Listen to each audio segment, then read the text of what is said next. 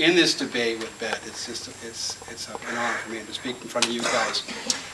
My proposition tonight is that regulations are necessary for our best life and liberty. But with one correlation, and that is there's one requirement of regulations that without no regulation will be able to be sustained and offer us our best life. We all know, regulations and rules, we're all aware of. They can be, as Beth said, good or bad, and she mentioned some of each. And we've been operating with them our whole lives. Kids know about regulations and rules. Raise your hand, don't run in the hallway, take turns, share, no girls allowed. We're all aware of rules. Once upon a time, a man and a wife, they lived in this fabulous estate. It had everything. It had lush gardens, it had a great river running through it, had exotic animals. Everything you wanted was in this place. And there was a caretaker there that provided everything for them. He was like family to them. He said, I have made this place for you, and I want you to have the best life you could possibly have. Do anything you want, eat anything you want, go anywhere you want, have fun. Except we have this one place that I want you to stay away from, because it's poisonous. And if you go there, you're going to get sick. So for you, I want you to stay away from that. Well, when you know, the husband and the wife, they went to that poisonous place and they got sick. And it changed things. It changed things with them and the caretaker, and they found that they were going to have to move.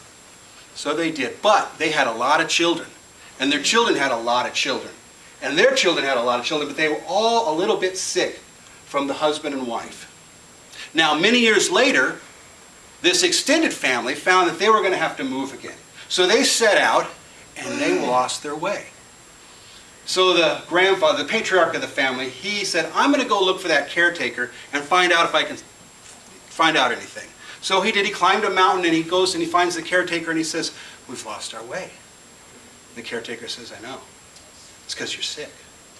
You need a prescription for your sickness. So he gave him a list of words, and he says, do these things, and you'll have your best life.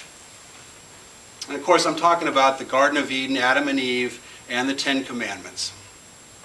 Over the course of centuries, many governments and nations and societies have risen and fallen over the years. Let's fast forward now to the founding of the United States of America, our country. We were founded on the very idea that our rights came from God. But right after that in our Constitution it says, and the government will secure these rights. The rights come from God, the government secures them. And we became the greatest nation in the history of the world. But somewhere along the line, America lost its way. It started to feel like government gave the rights to us, as well as securing the rights. And I want to go back to the Ten Commandments. I think that's a key there. With the Ten Commandments, the first few commandments talk about our relationship with God. And the last few talk about our relationship with each other. Let's look at the first few. There's no God but God. God is the only God. Worship Him. The second one is, don't make anything that you're going to worship. Worship God. See the first rule. The third one is, don't disrespect God. Don't take His name in vain. The fourth one is, take a day off from your struggles, from your work, from your ambition, and give it back to God, the one that gave you everything. So these are rules that He gave us to have a right relationship with Him. And the next six or so are how we treat each other. Honor your parents. Don't murder. Don't steal. Don't lie. Don't cheat. Don't covet what everybody else has. And I submit to you that you can't do these without this. You cannot honor each other and treat each other well and have rules and regulations set up to do that without first having that right relationship with God.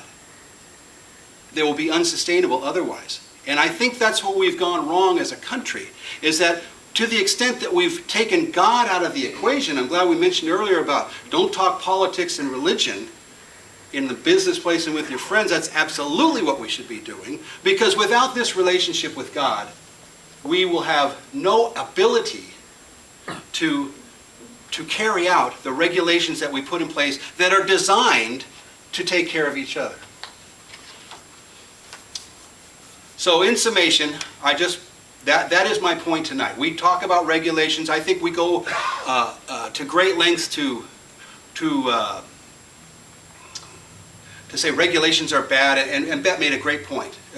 I'm with her on silly, stupid, useless, detrimental regulations.